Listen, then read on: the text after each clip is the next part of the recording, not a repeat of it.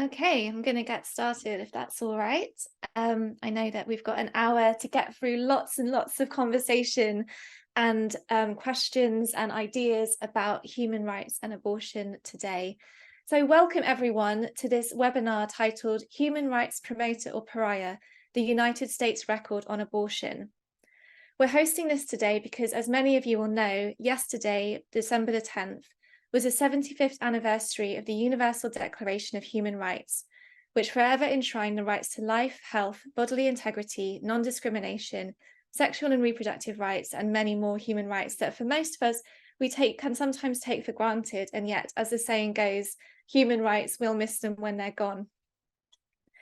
Just a week after today, reproductive rights activists in the United States will mark 50 years since the passage of the Helms Amendment, which many of you will recognize as a disastrous US foreign policy that has restricted essential abortion care and decimated health networks worldwide.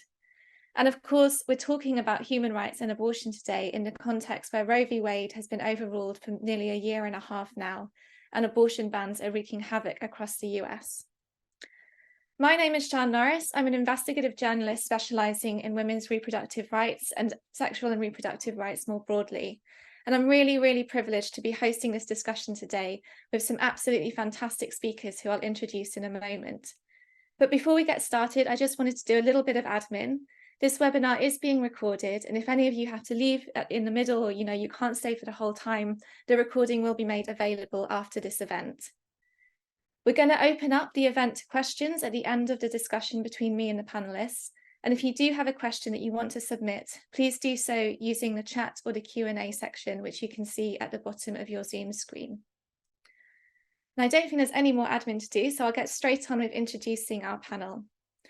We're joined today by Dr. Anu Kumar, who is President and CEO of Ipas, an international reproductive justice organization that has organized this webinar and that focuses on access to contraception and abortion.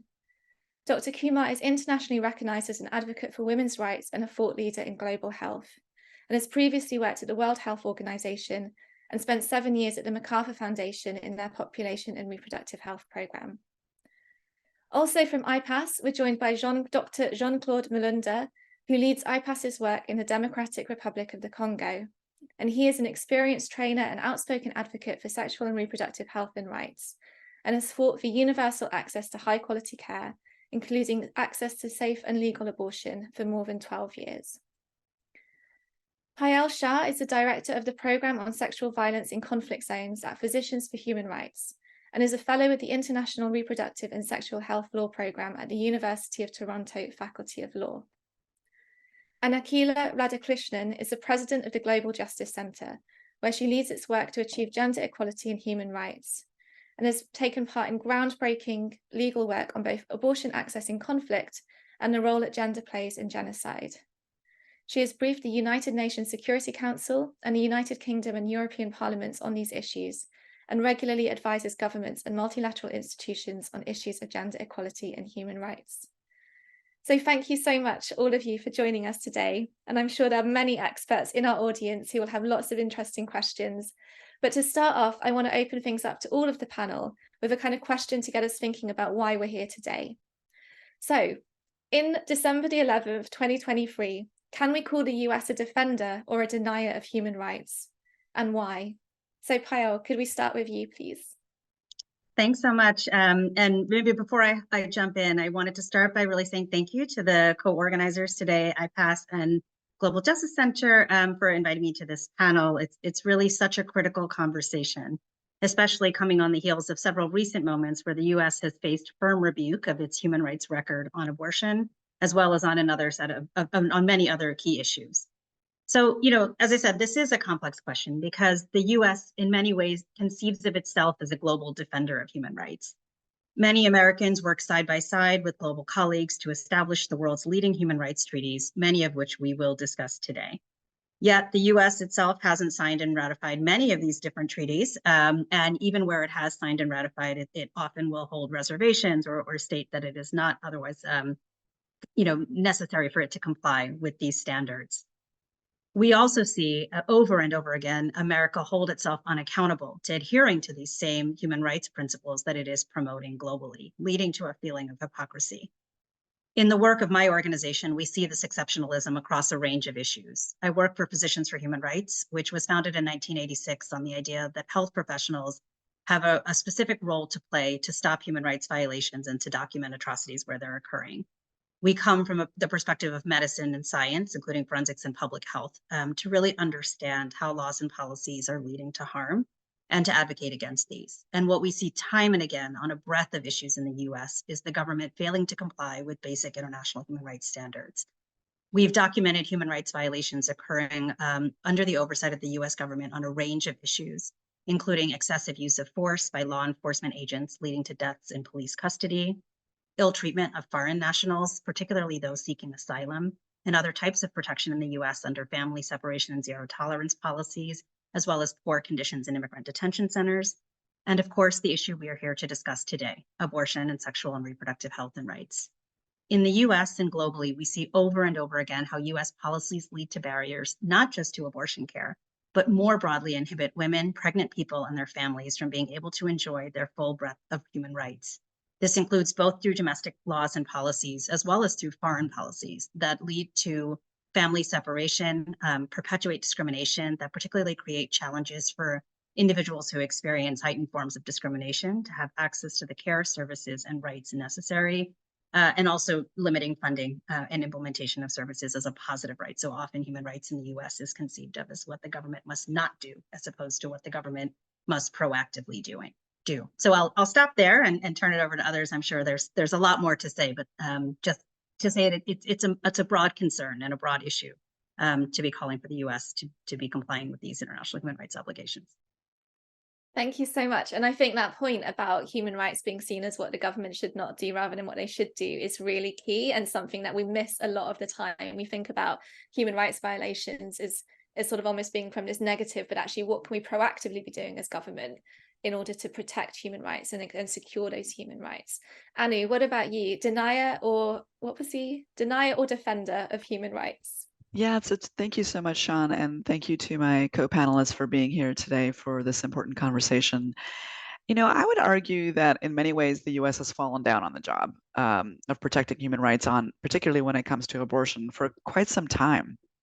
The decision to overturn Roe meant that the U.S. joined really a handful of autocratic countries like Poland and El Salvador and Nicaragua, countries that are intent on making access to abortion practically non-existent and have very little regard for human rights.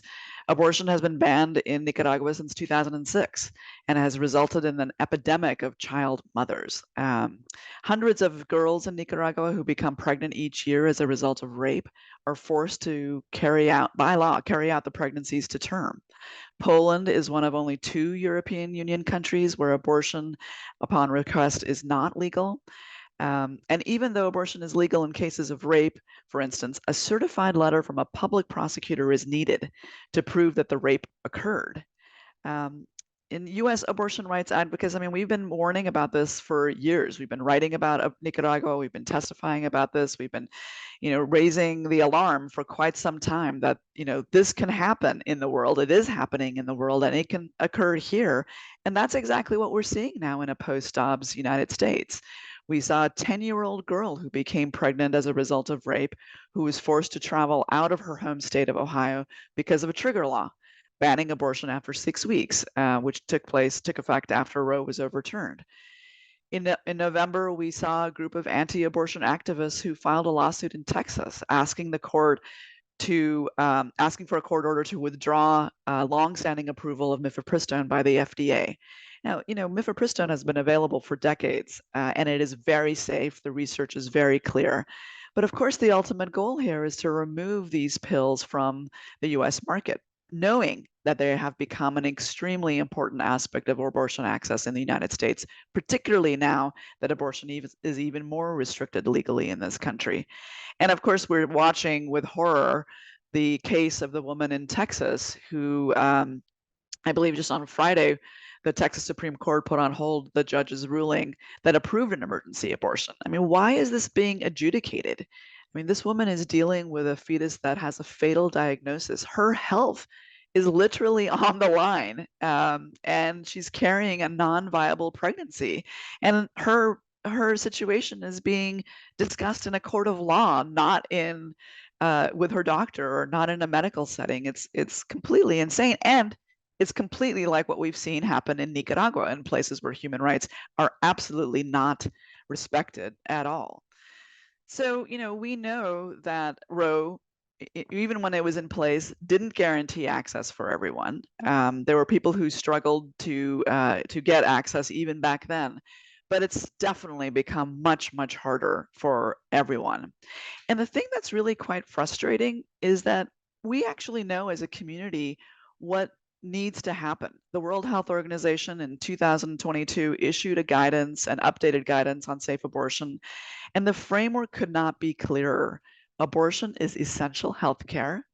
Abortion is a human right, and everyone who needs an abortion should be able to access it. And so I would say that right now, the United States is definitely a denier of rights. Thank you so much. And I think, yeah, everybody who's been following this Texas case is so alarmed about the precedent that it sets and what it means. And, coming from, I'm based in the UK, so coming from a European perspective, really seeing play out what we've seen happening in Poland over particularly the last 2 years, it's a really scary time. Akila, I'm going to hand over to you. Thank you so much. I mean, I think Payal and Anu have really set the ground here, so it's probably not going to be surprising that I agree with them that the US isn't doing what it needs to do. And I think maybe to not repeat what they've already said, I want to pull this back up a little bit. The US has what I think is an undeserved characterization as a global leader on human rights. And I think that that's something that we really need to understand in this context, because we often group the US into a champion of human rights. And I think particularly when you look at the situation of women's rights in the United States, where not just on abortion, but things like paid maternity care, we are so far behind both human rights and what is possible in other countries, not just other global North countries, but many countries in the global South are far ahead of us using the human rights regime and thinking about what is a robust conceptualization of women's rights. And yet the Biden administration and others always go up and say the US is a champion of sexual and reproductive rights. They say we are a champion of women's rights.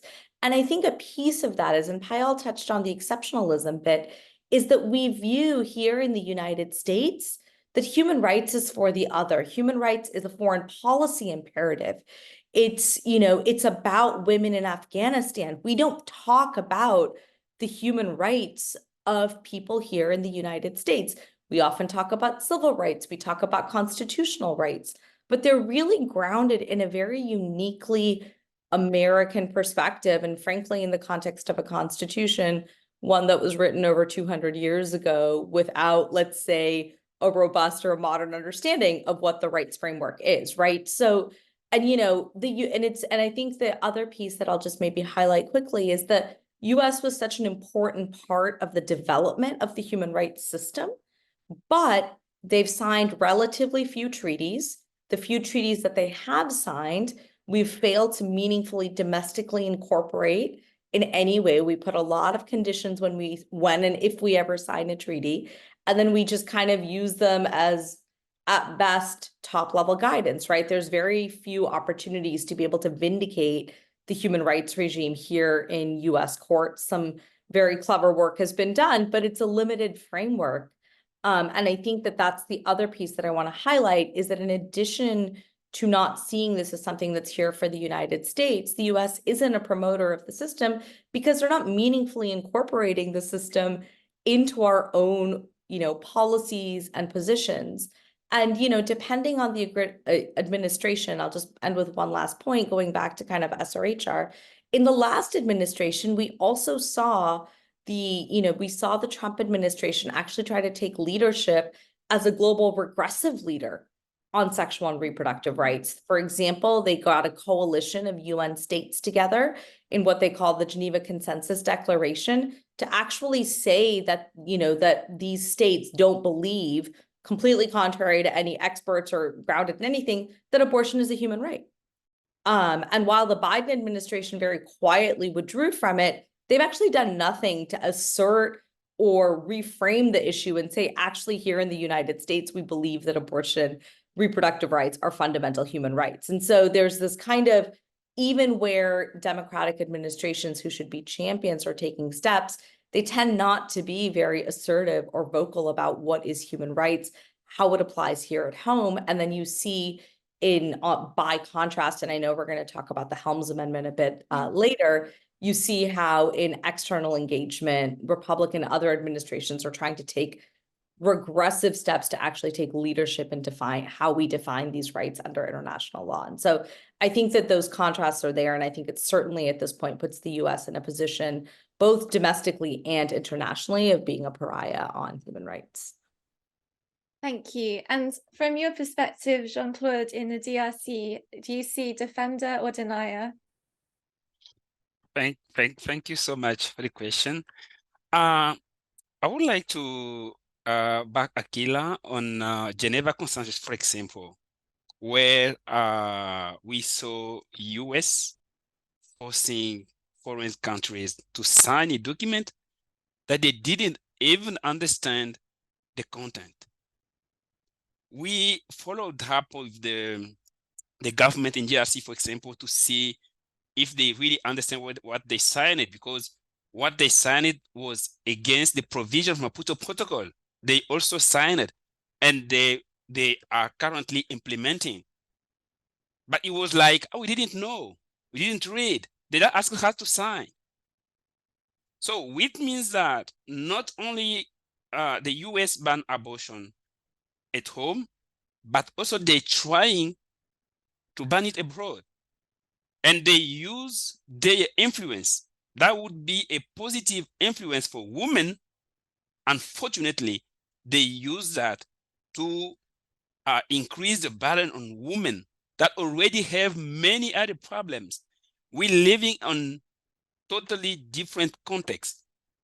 And the GRC context is like a complex context, with war, with humanitarian setting, displaced women and things like that, where they really need comprehensive SRH services.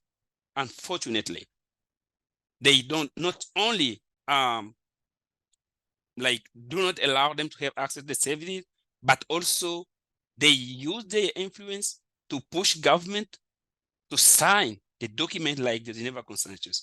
So considering that aspect, I feel like US is not defender. But I would like to recognize the fact that this is the position of a small group in US, unfortunately, those that have the most influence. And they present themselves on behalf of all the people from US. But when you consider American people, they are for women's rights, they're fighting at home and abroad to make sure that women have access to all their rights, including the right for abortion. So for that, I was a bit, it was a bit complicated to decide, but I would like to recognize this work of activists from US for women's rights in the world, but also in DRC. I think that's a really interesting and important point to make. And I think some of the votes that we've seen in the sort of month since Dobbs have proven that the American public are not necessarily with the anti-abortion decision makers on this.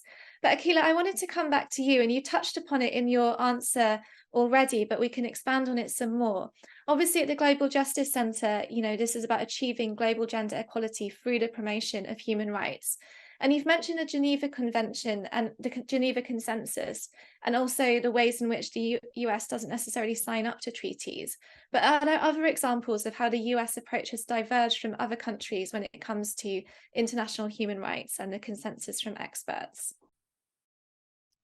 Yeah, absolutely. I think I'm going to focus a bit more on abortion and SRHR and really get a little bit more into how abortion is protected under the human rights framework, right? I think that the way that I often characterize it is since the 70s and 80s, we've kind of had two different trajectories and paths.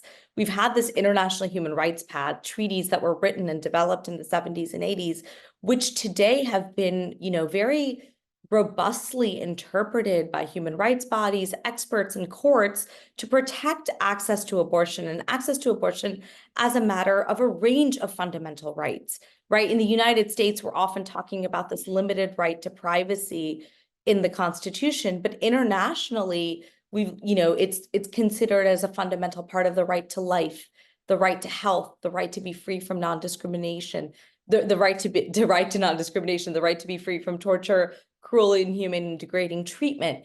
I think what it does, the human rights framework really fully understands the centrality of reproductive rights to, the lives of those who have the capacity to get pregnant. That's why it's protected as a matter of so many fundamental rights.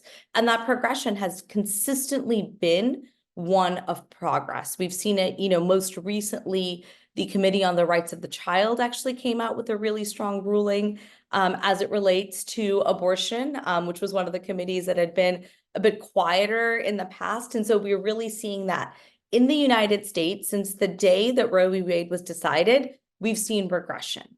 And we've seen efforts to limit access to abortion through, a range of different methods, right? Whether it's through funding restrictions like the Hyde Amendment, and we'll talk about Helms and the global impact, but, making sure that access isn't possible. Anu really flagged the issues around the Roe framework and access already, thinking about the different ways that, layers and layers of new laws and standards were set on when abortion is considered a fundamental right. And so that regressive trend in the United States is completely counter to the international human rights trend. And it's also completely counter to how other countries have actually been developing abortion laws. Since the year 2000, 31 countries have made changes on abortion that are positive. Only 3 countries have gone backwards. And those 3 countries are the United States, Nicaragua, and Poland, right? The global trajectory is towards liberalization. And in the post-Dobbs moment, that's become incredibly clear as to where the US stands as opposed to others. So I'm just going to quickly review some of the ways that abortion access in the US has been reviewed by international human rights bodies in the last year. So shortly after the Dobbs decision in August 2022, the UN Committee on the Elimination of Racial Discrimination called on the United States to take all necessary measures at the federal and state level to provide safe, legal, and effective access to abortion. And they actually very specifically also cited the profound disparate impact that on the sexual and reproductive health and rights of racial and ethnic minorities, because we all know that in this context, it is communities that are marginalized who are most impacted by the various types of restrictions, whether it's criminalization, whether it's financial. Building on that, in May 2023, a group of 10 UN experts known as special rapporteurs wrote to the United States regarding what they called the direct and indirect violations of international human rights law resulting from the grave and alarming deterioration in access to comprehensive sexual and reproductive health care, including abortion post-Dobbs. And most recently, just in November 2023, the UN Human Rights Committee called on the United States to take all necessary measures at the federal, state, and local levels to provide legal, safe, effective, and confidential access to abortion. So where does this leave us, right? So now we're building this frame where we're really understanding and situating the situation in the United States in line with their international human rights obligations. And so it's now a matter of thinking about, where do we go from here? How do we utilize what's been done at the international level domestically to create pressure, right? And that is something that we've seen as a successful strategy in a range of different states. Advocates have long utilized the international human rights system to then bring them back home to create domestic change. And I think that's really where we're at now, is to think about how in the United States, as we think about where we go from here, how do we build a framework of abortion access that's grounded in human rights, that goes beyond Roe? Because as Anu has mentioned, Roe didn't actually serve its purposes, right? The WHO has provided a framework on what that looks like. So what are the considerations that advocates and policymakers should be taking from human rights law? Abortion should be fully decriminalized. Abortion should be available on request. There should be no grounds-based, gestational, or third-party authorization of abortion. That's the future that we want to be building towards, and that's the future that the human rights frame helps us get to. So I think that the challenge here is now to think about how we break through this sense of American exceptionalism, look to other countries, look to the international system, and bring that back home. Thank you so much. That's really interesting and so important, as you say, to think about where the US is out of step and where we've seen progress and where we're seeing regression. Anu, I wanted to come to you now, and obviously Akila has touched upon this, but I was wondering if you could speak about how US policies and how they affect human rights, including access to abortion, particularly in the context of Ipas working globally to ensure that access. Yeah, thank you so much. Yeah, and Akila really did a great job of outlining the connections and the significance of abortion in various human rights agreements and treaties over the years. I want to turn our attention to a policy that's sort of plagued abortion care in low and middle income countries now for nearly 50 years. December 17th, actually, will mark the 50th anniversary of the Helms Amendment. And I want to point out, when you asked earlier about whether the US is a defender or a denier of human rights, that I think the harms of the Helms Amendment and the 50 years of denying reproductive rights, which are indeed human rights, is a case in point, is evidence of how the United States is a denier of human rights. And the Helms Amendment, we see abortion exceptionalism and American exceptionalism collide. The US is the only country that singles out an essential medical service, abortion, in its foreign aid. It stigmatizes abortion. It imposes an ideological point of view that's held by only, as Jean-Claude pointed out, a small group of people, actually, and a particularly rabid wing of a political party. And in fact, millions of Americans do not share this point of view. But the result of this policy has meant that millions of people around the world, people who live very far away from the United States, are impacted by what has been interpreted as a total ban on abortion. So the Helms Amendment, passed in 1973, states that U.S. foreign assistance funds cannot be used for, quote, the performance of abortion as a method of family planning. And that language exists not only in statute as an amendment to the Foreign Assistance Act, but then it is reiterated year after year in the Department of State and Foreign Operations Appropriations Bill. So every year, the United States government actually has an opportunity to remove that language and has not done it, even under the current administration. So what that's meant is that this amendment is interpreted as a total ban on any and all abortion-related services, even in services that are provided in humanitarian settings and in conflict settings, as we're seeing in Ukraine and in the Middle East and everywhere that the United States has provided resources. So millions of people who should be able to access abortion services have not been able to because of this amendment. And it does so much more actually than beyond actually the actual amendment. And, I want to link it back to what Pyle said early on about affirmatively stating what is permitted, because there are actually exceptions to the Helms Amendment that are permitted, exceptions that would allow abortion care, for example, for rape or to save the life of the woman. None of those exemptions have ever been implemented. So that's just an example of how, because the US is not able to articulate a positive vision, we are stuck with an interpretation of this amendment that is extremely harmful. According to the Guttmacher Institute, there would be 19 million fewer unsafe abortions if the Helms Amendment were repealed. And there would be 17,000 fewer maternal deaths every year. And I'm quite sure that these figures are an underestimate. So we are literally, through our policies, harming and killing people around the world. So to me, this is a clear violation of multiple human rights treaties, and as an example of how the United States is completely out of step in its foreign aid and in its domestic policy when it comes to abortion. Thank you so much. And I think it's interesting, I reported on the Helms Amendment issue in the context of Ukraine, but also I think a lot of people in the UK and Europe are very aware of the global gag rule and the sort of ping pong that happens with every administration, but we're less familiar with the Helms Amendment, and it's really important that we keep talking about it.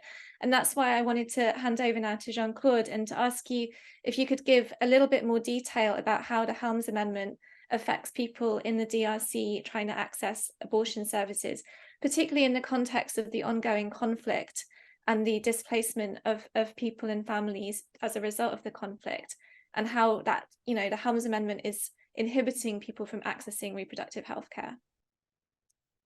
Thank you so much. I really love the word that Anu used, saying that through policy, we're harming and killing people abroad, but also at home. I think that's the reality. In DRC, for example, I think I can say the Helms Amendment have three important like influence, and the first one is the political level. You know, when US is against a right, so all the countries trying to get online.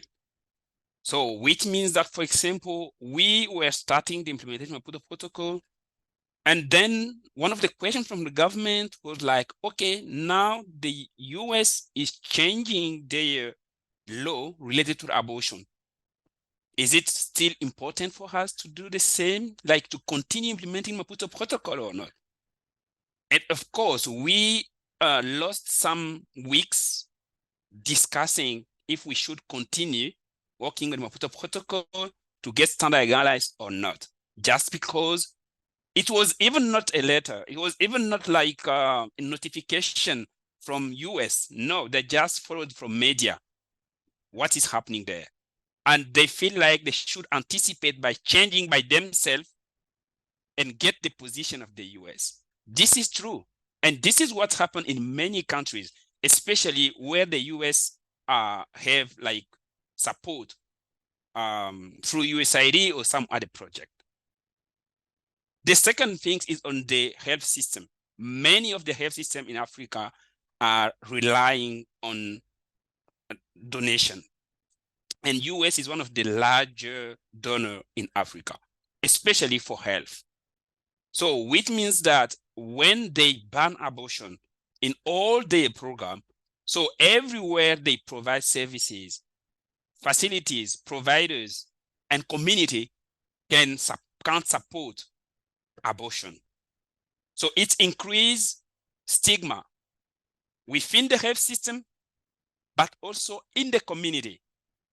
So when the organization like Ipas, with a small budget, you like try to integrate this essential care for women, everyone is like, we don't want to lose USAID money.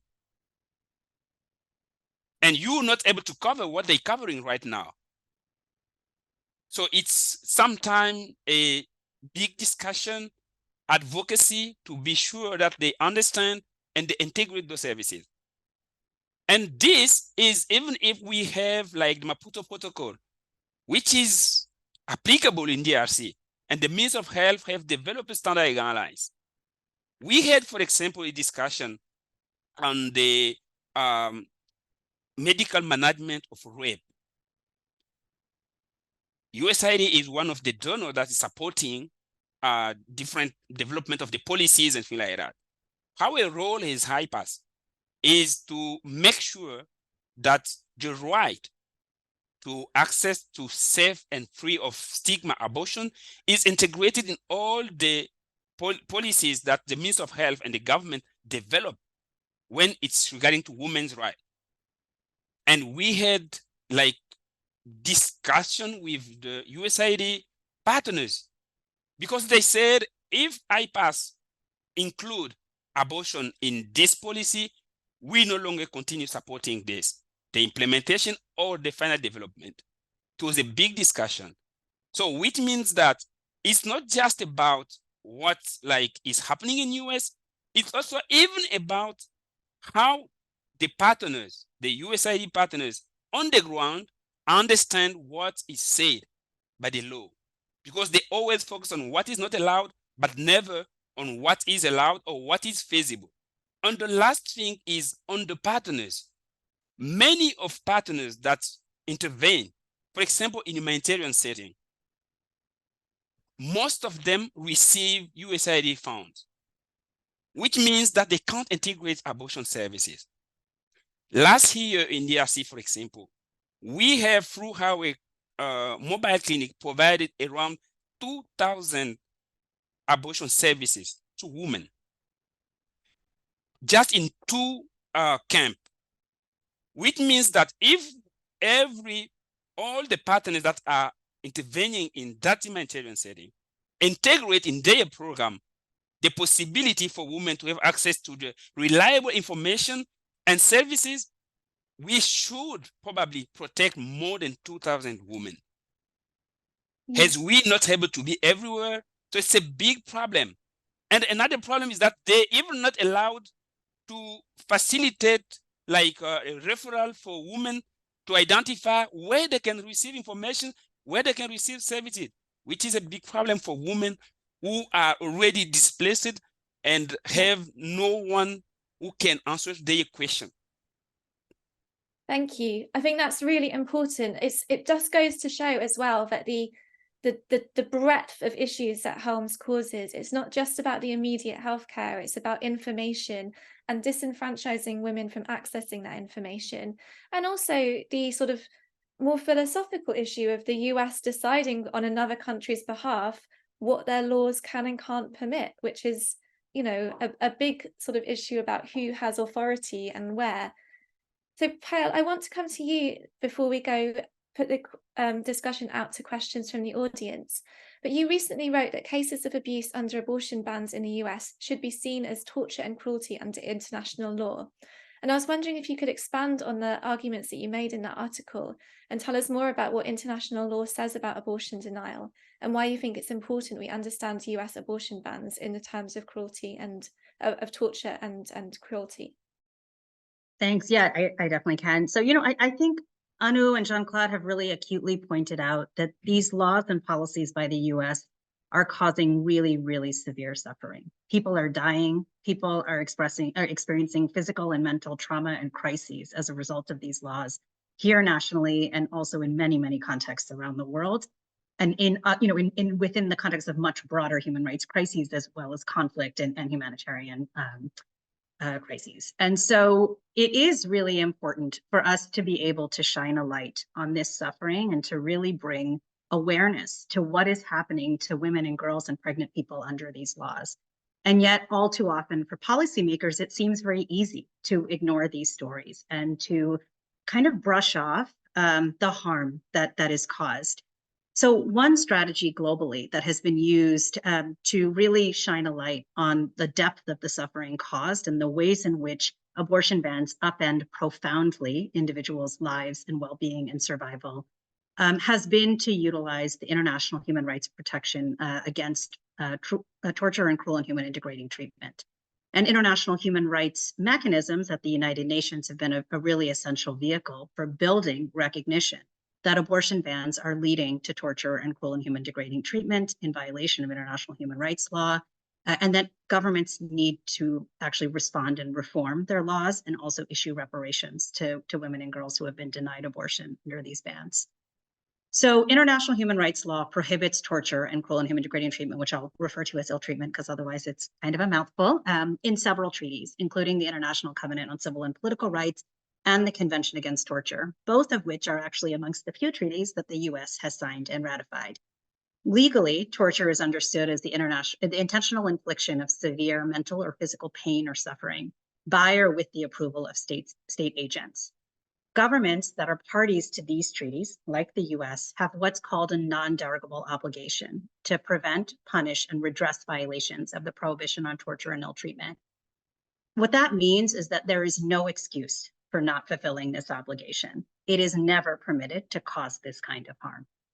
So my organization, Physicians for Human Rights, has a long history of work on this issue and looking across a range of different forms of what constitutes torture and cruel and degrading treatment. All too often, it's considered as really about the conditions of detention or what's happening in anti-terrorism, but actually it's much broader. And our work really starts from the understanding that is in the international human rights framework, that torture includes a broad range of acts that cause severe physical or mental harm, including, in certain cases, denial of abortion.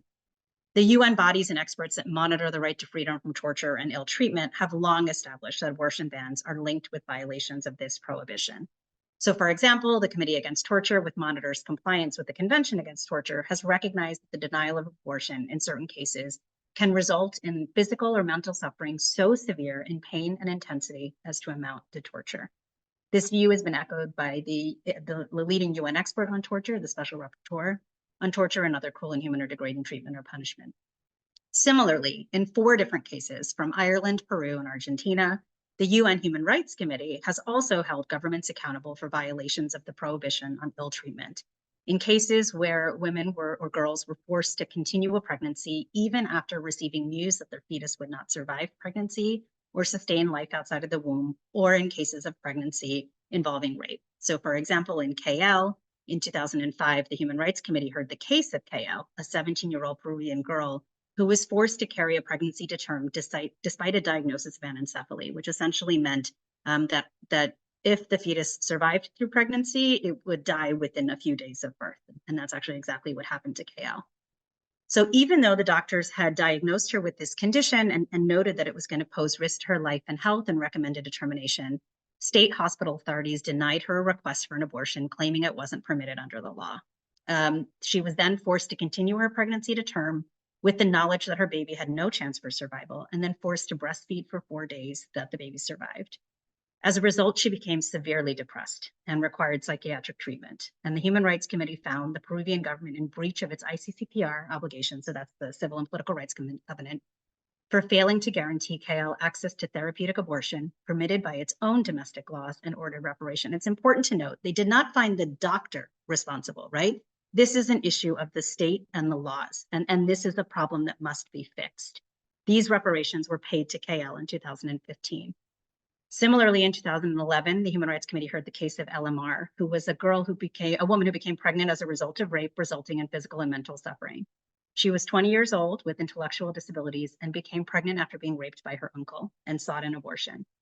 She actually should have been permitted an abortion under the law. It allowed abortion for rape and for women with rape of women with intellectual disabilities. Despite a Supreme Court order ruling authorizing the abortion, the public hospital maintained a refusal to perform the abortion, claiming that the pregnancy was too advanced. And this is really reflective of the stigma against abortion and the fear of prosecution under laws that carry high penalties. And so the Human Rights Committee held that the state's omission in ensuring LMR access to a legal abortion constituted ill treatment because it amounted to forcing her to continue a pregnancy and caused her physical pain and mental suffering. And finally, in 2 twin cases in Ireland, coming out of Ireland, 2 different women received diagnoses of fatal fetal impairments and were basically told by their physicians that under the law, they could not access an abortion in Ireland and had to travel to another country, to the UK, to be able to access care. And in that case, the Human Rights Committee once again found that by prohibiting and criminalizing abortion in situations of fatal fetal impairment, Ireland had subjected these women to conditions of intense physical and mental suffering that violated this prohibition. And it's interesting, in this case, they specifically called for law reform. They said it's not enough that the law is allowed, you can't just say the law doesn't allow this, and so it's okay for us to turn this away. You must change the law. Yeah. The echoes of these cases can be heard in the experiences of women and girls post-Dobbs, including in the Zarowski case, which I'm sure many of us have been following, and in our own research at PHR, where we've really seen the ways that these laws are leading to a chilling effect on access to abortion. So in Oklahoma, PHR has done research on where, during the time when Oklahoma had 4 different overlapping abortion bans, some of which have been thankfully struck down. And we conducted research utilizing a simulated patient methodology to understand pregnant individuals' ability to access information on available care and obstetric emergencies that require an abortion. And what we found is that not a single hospital in the state appeared to be able to articulate clear, consistent policies for emergency obstetric care that supported their clinicians' ability to make decisions based solely on their clinical judgment and pregnant patients' stated preference and needs. And this has led, the same week that our study was put out, there was also a news account of a woman named J.C. Stratton, who was essentially told that she would need to be on the brink of death in Oklahoma to be able to receive abortion for a partial molar pregnancy, and was told to wait in the parking lot, essentially till her health condition deteriorated. I'm gonna cut in on that example, thank you, just so that we can stick to time. But I mean, it's it continues to be horrifying. I think that's the issue, isn't it? It's, you know, every single example is not just a statistic. It's not just a legal case. It's a woman, a family, a person who's been denying their fundamental human rights. And as you say, the international bodies are clear on what this means in terms of degrading and cruel and inhumane treatment. And we have to keep fighting to make sure that that is recognized. You know, the anti-abortion movement is so keen to say that it's abortion that causes emotional harm, physical harm, but really what we are seeing is a denial of abortion causing that emotional and physical harm that devastates people's lives. So we've heard from all of our speakers, and there's been so much. My brain is like buzzing with ideas and thoughts, and I'm sorry that we couldn't have this webinar last for 2 hours because I feel like I've had to cut in when people have been sharing such important things. I wanted to open it up now to questions from the audience, and if you could please put your questions into the chat, and then they'll be passed on to me and we can address them to the panel. But then we're just going to give you 3 minutes to come up with any questions if you haven't come up with them already. But in that 3 minutes, I was wondering, Anu, if you could talk a little bit about the positives. You know, is there room for optimism? This is a question I get asked about when it comes to my research and my book all the time. We've talked about the problems, the issues, the barriers, the fact that abortion bans are causing so much harm and devastation in the US and around the world. But do we have space for optimism? Is there hope for women's human rights on this issue? I think that there is room for hope. Certainly, I wouldn't be doing this work if I thought it was completely hopeless. I think there are several pieces of evidence actually that should give us hope. One is what Akila already mentioned, that over the last 30 years, I think it's 60 countries have liberalized their abortion laws. So, you know, the trend is absolutely in a positive direction. There's no question about it. Countries as diverse as the DRC, Ireland, Argentina, Ethiopia, Nepal, I mean, the list goes on. And it's, you know, it's really, really encouraging to see that progress. So there's no doubt in my mind that that we are being successful in having abortion become a legal right and a human right around the world. So I think there's cause for optimism there. And the second piece of evidence, which I'm certainly drawing inspiration from, is the fact that every single ballot initiative in the United States on abortion rights has been successful in that the American people have defended abortion rights in every location. And that just is actually in perfect alignment with the research that Ipas did a couple of years ago that says that 9 out of 10 Americans do not support an abortion ban. So, and we're seeing that now in the ballot box. So, you know, I guess I am optimistic that the public has finally woken up. You know, I'm still worried. Will the you know, all of us, but certainly Americans, we have very short attention spans.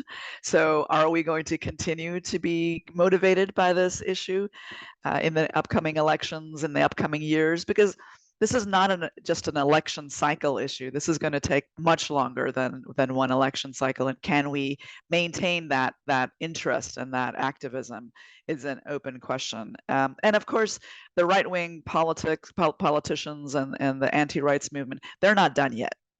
What they've done in terms of Dobbs is a huge victory. But what they want is a national ban. And what they want is to take away the abortion pills. And you know, so they're and they want fetal personhood. So I mean, I think we need to be really clear and clear-eyed about what the end game is here and how we can mitigate that. But right now, I think there are glimmers of hope here. Thank you. So we do have a question from Bia Gali. In Brazil, where abortion access is very restrictive, we had an excellent vote in the lawsuit to decriminalize abortion up to 12 weeks on state human rights obligations to establish a social reproductive justice system and enable access to abortion. Do you think for the US there is room to litigate to increase abortion access or abortion care using other constitutional rights? And seeing as I cut Payal off during her answer and she was speaking about those kind of universal treaties and ideas, maybe we can go to her and then maybe to Akila as well, because you have that understanding in terms of the sort of human rights frameworks that can allow challenges. So Payal, thank you. Sure. Yeah, no, absolutely. And I think this has actually been a key strategy in the US, has been really pushing back incrementally at the different bans that have been adopted. So for example, in Oklahoma, where I was sharing a little bit more about our work, there were 4 overlapping bans at the time that we started our documentation. And actually the reason I had to say that is because several of those bans have actually been suspended or are no longer being enforced because they were found to be unclear in legal challenges. I think there's a few different legal strategies that are underway right now nationally, some of which are really directly challenging the laws and I think will be successful in being able to strike down certain aspects of the provisions. And then there are other pieces that are also really about what I was getting at here, which is that what we have found globally is it's really important to be thinking of the courts as also a space where we can really shine a light on the full breadth of harms that are being caused by these laws. And I reflect on my own work in India and in the Philippines and Nepal and in other countries around the world where I've worked directly on legal challenges to abortion restrictions and seen the positive movement. And I do really believe the courts can be a key venue. That said, I also think we need to think about the courts not as a monolith. And one thing that gives me hope, and maybe reflecting on that question, Anna, that you just answered, is also that in addition to public opinion, there's also haven states here in the US. And it's something I think we have been thinking quite a lot about here as how do we continue to promote protection from the states where there actually is already very progressive legal, there are already progressive legal frameworks. How do we think about what's called shield laws, which allow clinicians in those states to be providing care? How do we challenge things like travel bans to allow patients to be able to access services, even on mifepristone and misoprostol and on telehealth? So there's so many different avenues. We're in a different world than we were in the 70s. And I think it's really important that we think about how we can navigate with those advancements as well. Thank you. And picking up on that, Akila, we've had another question. How likely is it that US states will one by one decriminalize abortion? So I think this kind of overlaps those two that with the previous question, what are the routes to protecting abortion as a right, but also do you think that there's a chance that we will see decriminalization? Yeah, absolutely. I think Anu mentioned this in her remarks, right? We've seen that ballot measures have been at the state level have been incredibly popular. Every single ballot measure that's taken steps to improve access to abortion has won, and every ballot measure that has tried to decrease access to abortion has been defeated. And so I think that we are seeing states look at what are the opportunities and how do we put this up, right? And we're looking at states like Ohio, where, a small group of regressive policymakers have continually tried to push for increasing abortion restrictions. And you see a ballot measure that was put to the state, to the people that said, actually, we're going to take steps forward on abortion.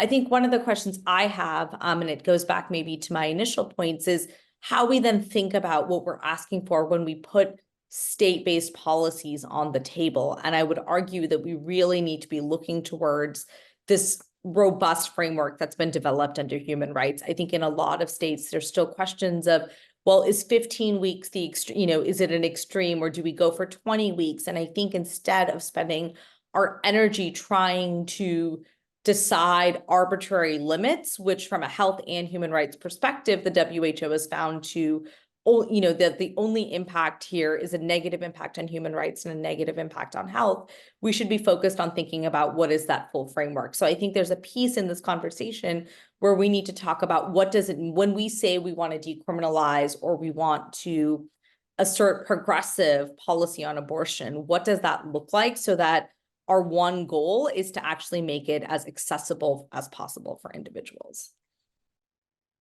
Thank you so much. And Jean-Claude, I was wondering if we could come back to you as well. I mean, one of the questions that we had for this discussion is, bearing in mind that today or yesterday was the 75th anniversary of the UDHR, how important is the Universal Declaration of Human Rights to protecting and promoting access to abortion, particularly for women and families in the global south?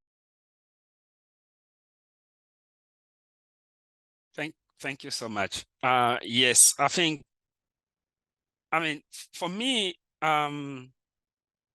the Universal Declaration is like the basic on which all the rights are built, and including the right for women, including the right for access to safe abortion. So when you look at the Universal Declaration, one of the things that's come up is that it's prohibit, for example, discrimination. The fact that many governments continue like to ban abortion, pushing women to use unsafe way, can be assimilated to discrimination because only women need abortion services. At the same time, it's also can be assimilated, especially when I look at the context of DRC. When women use unsafe way, what they use to get their abortion can be considered as inhuman treatment at some point.